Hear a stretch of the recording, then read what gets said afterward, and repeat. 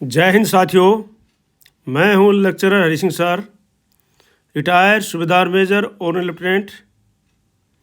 आज इस वीडियो में बात करते हैं। जैसे अभी 26 जनवरी आ रही है, तो आपको पता है कि 26 जनवरी को ऑनरी रैंक मिलेंगे। ऑनरी हवलदार को ऑनरी नायब सूबेदार, ऑनरी नायब सूबेदार को और नायब सूबेदार को हवलदार को ऑनरी नायब सूबेदार, नायब सूबेदार को ऑनरी सूबेदार, सूबेदार को ऑनरी सूबेदार मेजर, सूबेदार मेजर को ऑनरी लेफ्टिनेंट और सूबेदार साहब को ऑनरी लेफ्टिनेंट साहब भी, और ऑनरी लेफ्टिनेंट को ऑनरी कैप्टन। और नीचे भी एनसीओज को जो पेंशन जाते हैं, जैसे ऑनरी नायक से जाते हैं, इस प्रकार से सबको ऑनरी रैंक मिलता है। लेकिन इसमें सिर्फ एक ऑनरी नायब सूबेदार, ऑनरी लेफ्टिनेंट और ऑनरी कैप्टन जो कि ऑन सर्विस ऑनरी नायब सूबेदार रिटायरमेंट के बाद में मिलता है, और बाकी जो ऑनरी लेफ्टिनेंट और कैप्टन खाली ऑन सर्विस होते हैं, उनको पेंशन मिलती है। तो अभी इसकी मांग उठ रही है काफ़ी समय से कि भाई जब ऑनरी रैंक मिल गया तो ऑनरी रैंक तो उन लोगों को मिलता है जो कि सेना के अंदर अच्छी सर्विस करते हैं, अपनी पूरी सर्विस करते हैं, वफादारी के साथ निभाते हैं, और उसके बाद उनको आगे का जो प्रमोशन वैकेंसी की कमी होने के कारण उनको आगे का प्रमोशन नहीं मिल पाया है, तो उनको ऑनरी रैंक दिया जाता है सम्मान के रूप में। अभी काफ़ी समय से इसकी मांग उठ रही है कि जब ऑनरी रैंक दे दिया, गजट नोटिफिकेशन हो गया, गजट नोटिफिकेशन के अंदर ऑनरी रैंक दिया जाता है, तो सम्मान खाली बिना पेंशन के सम्मान क्यों दिया जाता है? उसका कुछ ना कुछ सम्मान उसके साथ मिलना चाहिए, तभी उसका फ़ायदा है और तभी उसको देने के लिए लोगों को खुशी होती है। तो अभी जैसे ऑनरी रैंक मिलेंगे तो इसके लिए काफ़ी पेंशन की मांग उठ रही है, और बिल्कुल सही बात है, और यह सही समय है। सही समय पर यह मांग उठ रही है क्योंकि 6th पे कमीशन ने ऑनरी नायब सूबेदार, ऑनरी हवलदार को ऑनरी नायब सूबेदार की पेंशन आफ्टर रिटायरमेंट के बाद दिलाई थी 6ठे पे कमीशन में। तो अभी पे कमीशन आ रहा है, अगर इसके अंदर सही ढंग से इसको मांग को उठाया जाएगा, सभी जगह इसको सही ढंग से सैन्य अधिकारी और सभी इसको रखे जाएंगे रक्षा मंत्रालय के द्वारा या सभी के द्वारा, तो ये मांग बिल्कुल जायज़ है और ये मांग मंजूर हो सकती है। और इसमें कोई ज़्यादा वो नहीं होने वाली बात, क्योंकि पेंशन तो सबकी बढ़ रही है, तो इनकी भी पेंशन थोड़ी बढ़ जाएगी। एरियर की तो कोई मतलब ही नहीं है, शुरू से जब से वो लागू होगी उस समय से मिल जाएगा इनको। तो ये बिल्कुल जायज़ मांग है, हमारे भाइयों को ये चीज़ मिलनी चाहिए, और इसी के लिए मैंने वीडियो बनाया है। तो देखो, अभी माननीय न्यायालय ने भी कह चुके हैं, माननीय न्यायालय भी कह चुके हैं इस चीज़ के बारे में कि ये चीज़ होनी चाहिए, क्योंकि इसके अंदर उन्होंने बोला है कि जब ऑनरी रैंक दे दिया गया है तो क्यों ना इसके ऊपर में आप इसको पेंशन देते हैं। ये इस चीज़ को माननीय न्यायालय मान चुका है। तो जब उन्होंने कहा है, लेकिन एमओडी ने इसके ऊपर एक्शन नहीं लिया था, लेकिन अभी हो सकता है वो भी सोच रहे होंगे कि भाई जब पे कमीशन आएगा उस समय इसको रखा जाएगा। तो अभी अच्छा समय है, आप लोग सभी जो भी इस वीडियो को देख रहे हैं, तो इसको चैनल को सब्सक्राइब कर लीजिए, लाइक कर दीजिए और ज़्यादा से ज़्यादा शेयर कर दीजिए, ताकि सभी के पास ये बात पहुँचे, और ये बात पे कमीशन के अधिकारीगण, जो भी अध्यक्ष महोदय और सदस्य होंगे, उनके सामने ये बात आए और वो इन पर कुछ ना कुछ अमल करें और लागू करें। तो जैसे आप लोग इसको ज़्यादा से शेयर कर दीजिए, लाइक कर दीजिए और इसको सब्सक्राइब कर लीजिए। अगर आप इस चैनल में नए हैं तो सब्सक्राइब कर लीजिए। मैं हर रोज़ एक वीडियो कोई ना कोई मुद्दे के ऊपर भेजता हूँ, और वीडियो में ये नहीं कि बाहर कुछ मिलेगा और आपको अंदर कुछ मिलेगा, ऐसा कुछ नहीं है। तो जो चीज़ें हो गई, इसके प्रूफ में मैं आपको दिखाऊँगा। अंदर जो भी लेटर वगैरह हैं, जो भी ट्वीट किए हुए हैं, जो भी बातें हैं, वो मैं आपको इस अंदर दिखाऊँगा। तो माननीय न्यायालय ने भी कहा है कि सभी ऑनरी बराबर हैं, चाहे पहले मिली हो या बाद में। ये जो ऑनरी का फैसला है ये पहले आ चुका है। तो इसके बारे में दूसरा है FMO, ये है All India Federation of Military Veterans Organisation. इन्होंने भी मांग की है, ये लेटर मैं आपको दिखाऊंगा, कि pension grant of honorary rank after retirement, ये मांग रखी है उन्होंने सरकार के सामने। और मेजर जनरल सतबीर साहब ने भी प्रधानमंत्री जी को ट्वीट करके बताया है, ये मैं आपको दिखाऊंगा। आप उनका ordinary subedar and ordinary SM lieutenant captain सभी को पेंशन मिलनी चाहिए, चाहे वो रिटायरमेंट से पहले हो या रिटायरमेंट के बाद में हो। कर्नल सत्यवान साहब ने भी कहा सभी ऑर्डनरी एनसीओ जेसीओज को पेंशन मिलनी चाहिए, और उनको पेंशन मिलनी चाहिए ऑर्डनरी न्याय सुधार की तरह पेंशन जो है उनको मिलनी चाहिए, ठीक है नहीं। तो इस प्रकार से जो है ये सारी चीज़ें करते हैं इस वीडियो में। तो आप लोग भी ज़्यादा से ज़्यादा इसको शेयर करना, ज़्यादा से ज़्यादा आवाज़ को उठाना, इसको लाइक करना और इसको सब्सक्राइब कर लेना, ताकि ये ज़्यादा से ज़्यादा बात लोगों तक पहुँचे। और मैं सभी जो सोशल मीडिया में या जो भी पत्रकार जो भी हैं उनसे भी मैं अनुरोध करता हूँ कि इस बात को उठा करके और इसको जो पे कमीशन अध्यक्ष महोदय और सदस्य जो उनके होंगे उनके सामने तक ये बात रखी जाए। यह है इंडियन एक्स सर्विसमैन मूवमेंट का जो है 23 नवंबर 2024 का जो उन्होंने मांग रखी थी, उसमें तो उसमें ज़्यादा गहराई में नहीं जा रहा हूँ, बाकी मांगे हैं आप पढ़ सकते हो। इसमें काफ़ी मांगे रखी हुई है उन्होंने, इसमें फैमिली पेंशन के बारे में भी रखी हुई है, और इसमें जो है reduction of the pension of JCOR जो है स्केल जो है वो उसके बारे में जो ये पेंशन 15 साल से 12 उसमें भी रखी हुई है इन्होंने, और ये 80 साल के वाले भी रखी हुई है।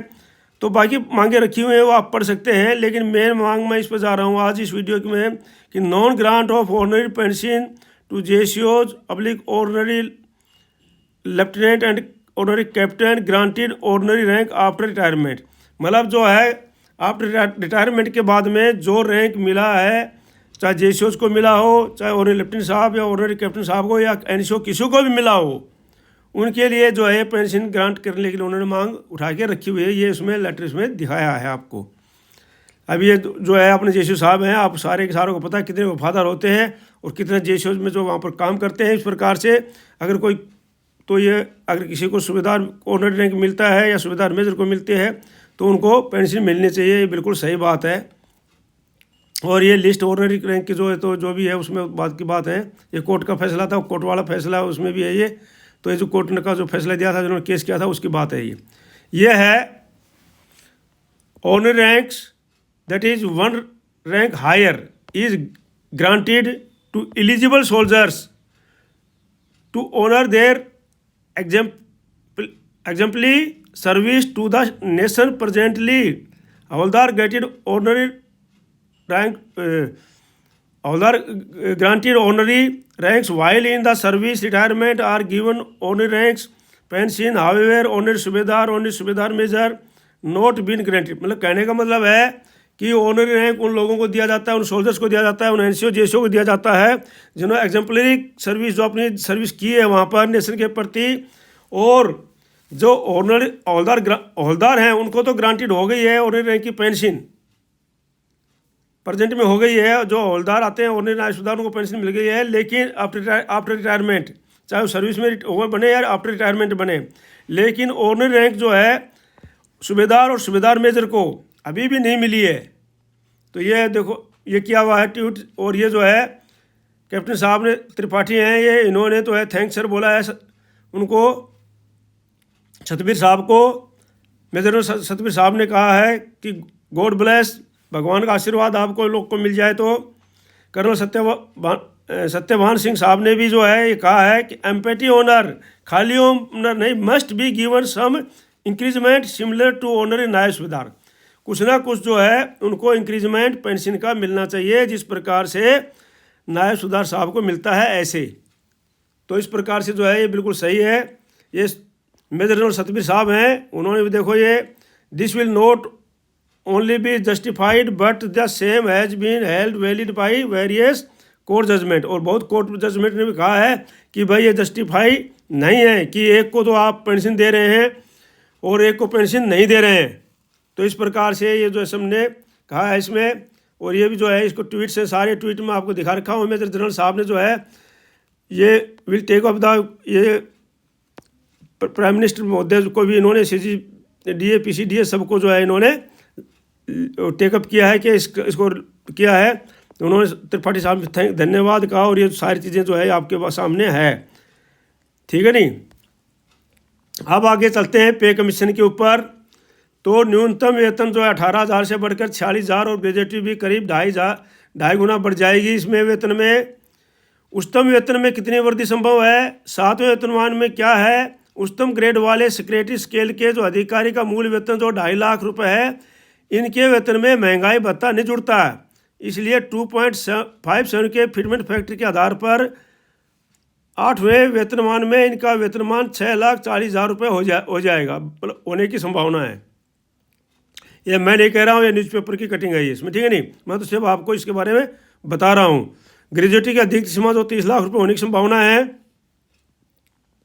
और जो है ये पेंशन की राशि में कैसे बढ़ोतरी होगी? तो इस प्रकार से जो है पेंशन की राशि की है बढ़ोतरी। 6वें वेतनमान में पेंशन 14% और 7वें में 23.66% तक बढ़ी थी। इस फार्मूले के आधार पर इस बार पेंशन न्यूनतम जो है 34% तक बढ़ेगी। उदाहरण के लिए समझिए, एक रिटायर आयकर अधिकारी हैं, उनकी अंतिम बेसिक सैलरी 80,000 रुपये है। इस पर उन्हें प्रति माह 40,000 रुपये पेंशन मिल रही है। अंतिम बेसिक 80,000 रुपये पर 34% की बढ़ोतरी यानी 27,000 रुपये की बढ़ जाएगी, और यानी अब बेसिक पेंशन जो है उनको 40,000 प्लस 27,200 रुपये यानी 67,200 रुपये हो जाएगी। एक चीफ कमिश्नर के बाद पद से रिटायर अधिकारी को भी 1,25,000 मिल रहे हैं, तो उनको 34% की बेसिक 2 लाख तक तो उनको इस प्रकार से बढ़ जाएगी। ये था। उसके बाद में जो है न्यूनतम वेतनमान की बढ़ोतरी का गणित क्या है, ये सारा इसमें दिया है। प्राइवेट जॉब वालों पर भी क्या असर पड़ेगा वो भी इसमें दिया है, तो ये जो है आप पढ़ भी सकते हैं। और इसमें ज़्यादा मैं, आप बोलेंगे वीडियो ज़्यादा हो गया तो मैं ज़्यादा बड़ा लंबा नहीं रहा हूँ, मैं बता रहा आ रहा हूँ अभी प्रधानमंत्री जी ने क्या कहा इसमें। इस फैसले से खपत बढ़ेगी, इकोनॉमी मजबूत होगी। मोदी जी जब प्रधानमंत्री ये बोल रहे हैं तो ज़रूरी बात है कि इसमें जो है अच्छी बात है, और ज़्यादा से ज़्यादा ये इस पे कमीशन में ज़्यादा पेंशन जो या पे बढ़ने की संभावना है। सरकारी कर्मचारी विकसित भारत के निर्माण में महत्वपूर्ण भूमिका निभाते हैं, उनके प्रयासों पर हमें गर्व है। कैबिनेट द्वारा वेतन आयोग के निर्णय से उनकी आर्थिक स्थिति में सुधार होगा और खपत बढ़ेगी, इससे देश की अर्थव्यवस्था में भी काफ़ी मजबूती मिलेगी। नरेंद्र मोदी जी प्रधानमंत्री हैं। ये आगे जो मैं आपको लेटर दिखा रहा हूँ ये सब input by brigadier Shivashankar Vidyasagar retired on 8th pay commission के लिए लिखा है इन्होंने। और ये लिखा है, dear commander Sudhir sir, I thank you for sending the paper on likely 8th pay commission scale the honourable union minister of the information and broadcasting mister Ashwin Vaishnaw. There are many options for the government of India even in the 8th CPC. May recommended any fitment factor due to the resource construction, but the new fitment factor in 8th CPC has to be higher. ज़्यादा होना चाहिए उन्होंने मांग की है, क्योंकि अगर 1.62 और 1.68 तक तो कोई बढ़ेगा ही नहीं, इसमें तो कोई मतलब ही नहीं है। ये तो वहाँ पर इंक्रीज सैलरी होगी नहीं, उतनी रहेगी, अलाउंस वगैरह कुछ भी नहीं बढ़ेंगे। इसलिए जो है उन्होंने मांग की है कि ये जो है फिटमेंट फैक्टर जो है बहुत ही हायर होना चाहिए।